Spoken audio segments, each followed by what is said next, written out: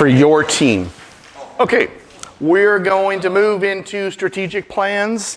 And this is really kind of like as we're like landing the plane. We're moving in that direction. We've still got more things we're going to do tomorrow together that are like about that community side of things. But I was just writing this up here, especially just conscious that there are new team members here that kind of weren't with us last time. There's the logic back behind what we're trying to do is like we started with the SWOT analysis. That gave us a picture of our current reality. What is? We have poked and prodded with teachings and social space, community time, to be able to like just provide input. What could be? You don't have to do all of the things. Please don't take that idea on. But you have your own context. It's got to be contextualized back to your own people. What could be in your own space? And where we're moving now is you're getting ready to declare by faith. Okay, we're going to take some risks. We may not make it, but we feel like this is the type of thing that the Lord is calling us to address based on our time together, these strategic plans that we're getting ready to step into. And so we've got this here. Let me see. Fred, can you help me pass these out? I believe they're paper clipped together, and that there are 2 sets in each paper clip. Everybody technically only needs one. And what you should end up getting is you'll get one that looks like this that you can fill in pencil. And I don't know why that one is blank on the back. So I guess that's all you need. You need one that looks like that. You can use this to draw pictures of the fly that you're going to kill. So you each get one, not two? Yeah, you need one of those, okay? One and not two? One. So Every person needs one. Okay. Just the one.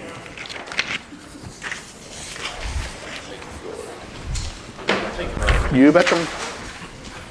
Okay, so in order to be able to get us to how do we discern what that we've been hearing and talking about with our teams, what could we do, and how could we realistically step into it? How do we calibrate the appropriate amount of faith and risk, not take on too much so that now we're just like feeling overwhelmed?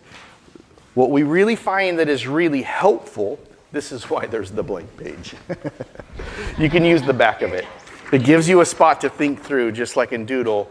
What will we stop in order to do the things that God's calling us to do? And what will we start that God is calling us to do? Because in line with the semicircle, if all you're doing is we need to do this, develop a leadership pipeline for that, we need to be able to make sure that all of our leaders are working through the square, we need to make sure that like people are learning how to be able to process a kairos, we need to make sure that our people are getting outside of the building using Fred's strategy to be able to go talk to people and meet them based upon what their shirt is, has on it. Like if you say yes to all of those things, in addition to what you're already doing, you're probably setting yourself up for the burnout that you're potentially looking at. And again, because we're so success-oriented, we're usually just piling on more to-dos. And so what we want you to think about is, okay, yes, consider what God may be calling you to start or to tweak or to change or to fill in. Those would be action items.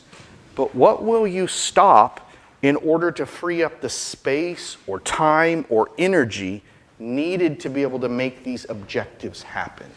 And so, what's God calling you together as a team to do? This is you're thinking team, not individual. So you're going to end up thinking through, what do I think our church needs to start? And what does our church need to stop as we look at what we've been talking about together? Now, you may have heard really good ideas from somewhere else, but just be really careful. Don't try to duplicate what somebody else is doing, but if there is inspiration there, grab hold of it. I think we really need to learn from.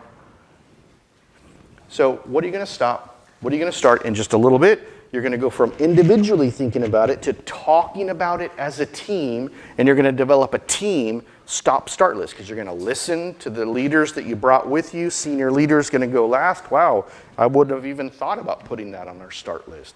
I didn't know that that was going to be an important thing to put on our stop list.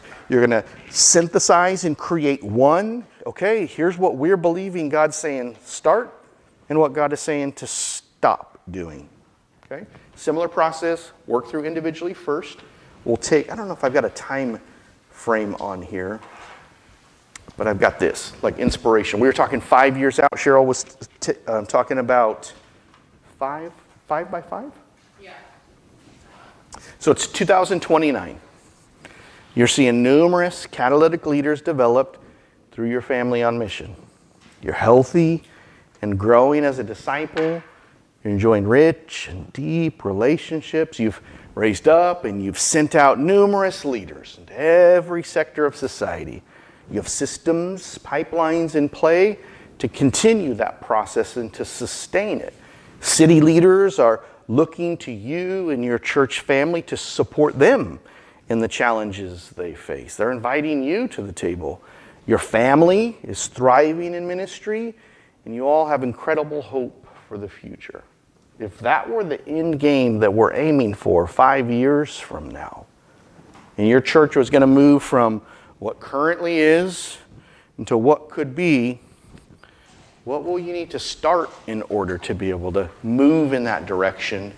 And what will you need to stop in order to move in that direction? Let's do 3 minutes. Actually, 2, I think, is probably going to be enough. Let's do 2 minutes for individual reflection. Write out your start, stop, and then in a little bit, you're going to share with your team. 2 minutes. Ready? Go.